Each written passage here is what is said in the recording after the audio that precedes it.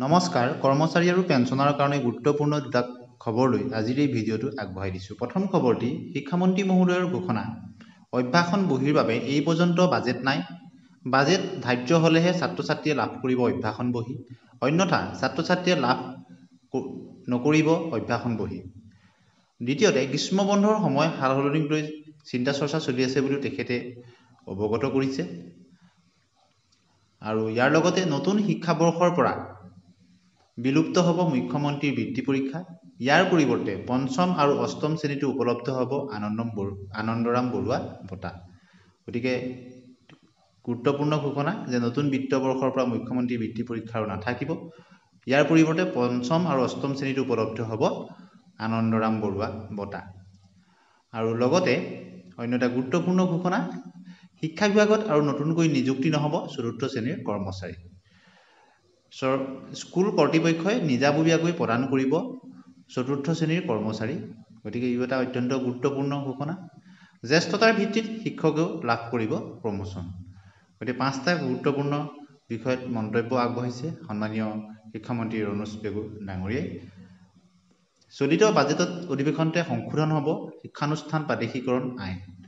সংশোধনৰ জৰিয়তে সলনি হ'ব প্ৰাদেশিকৰণ সম্পৰ্কীয় চৰ্ত। গতিকে প্ৰাদেশিকৰণ সম্পৰ্কত এটা গুৰুত্বপূৰ্ণ আপডেট তেওঁ দিছে।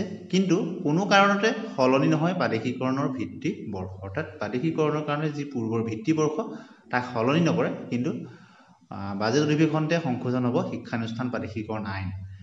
সংশোধনৰ জৰিয়তে কিছু সালসলনি হ'ব যদিও ভিত্তিবৰ্ষ একে থাকিব বুলি তেখেতে অৱগত কৰিছে। এতিয়া আহিছোঁ অন্য এটা খবৰলৈ। প্ৰধান শিক্ষকৰ পদ সৃষ্টিকে ধৰি একাধিক দাবী। আজি জিলাৰ সদৰত প্ৰাথমিক শিক্ষকৰ শৈক্ষিক অভিৱৰ্তন মুখ্যমন্ত্ৰীলৈ পঠাব প্ৰস্তাৱ। অসম ৰাজ্যিক প্ৰাথমিক শিক্ষক সন্মিলনীৰ অসমৰ সকলো মহকুমাতে ৰাজহুৱা প্ৰাথমিক শিক্ষাৰ চৰকাৰী প্ৰচাৰ আৰু বাস্তৱ শীৰ্ষক বিশেষ শৈক্ষিক অভিৱৰ্তন তেওঁলোকে অনুষ্ঠিত হ'ব।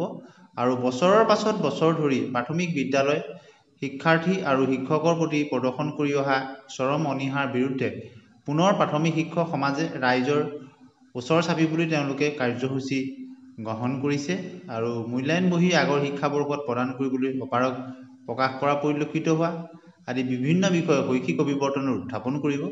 তদুপৰি বিগত বৰ্ষতো ব্যৱহাৰ কৰা লেখীয়া আগত শিক্ষাবৰ্ষতো যাতে শিক্ষকৰ পাঠ্যক্ৰম বহিৰ্ভূত কামত ব্যস্ত নাৰাখে তাৰ বাবে জনমত সৃষ্টি কৰা, স্নাতক শিক্ষকৰ পৰা কাঢ়ি নিয়া 8,700 টকা ঘূৰাই দিয়া, বিশেষ নিযুক্তি প্ৰক্ৰিয়াৰে নিযুক্ত শিক্ষকসকলৰ আৰ্জিত ছুটিকে ধৰি বিভিন্ন প্ৰাপ্য আদায় দিয়া, বাকী থকা সকলো ঠিকাভিত্তিক শিক্ষকৰ নিয়মীয়া কৰা, প্ৰতিখন বিদ্যালয়ত প্ৰধান শিক্ষকৰ পদ সৃষ্টি কৰাৰ সমৰ্থনত জনমত গঠন কৰাৰ লক্ষ্যৰে মহকুমাই অভিৱৰ্তন কাৰ্যসূচী ৰূপায়ণ কৰিব।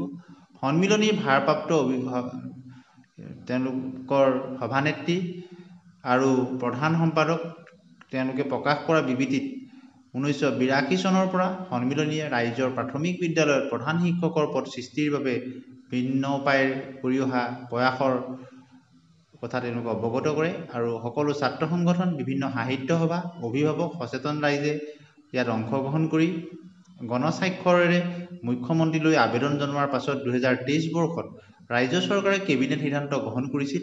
আৰু এই সিদ্ধান্তৰ লগত আৰোপ কৰা চৰ্তক প্ৰাথমিক বিদ্যালয় সন্মিলনীয়ে মানি লোৱা নাছিল যদিও কেবিনেটৰ সিদ্ধান্তৰ সন্মান জনাই তেওঁলোকে ইয়াক অতি শীঘ্ৰেই কাৰ্যকৰী কৰাৰ দাবী জনাইছিল।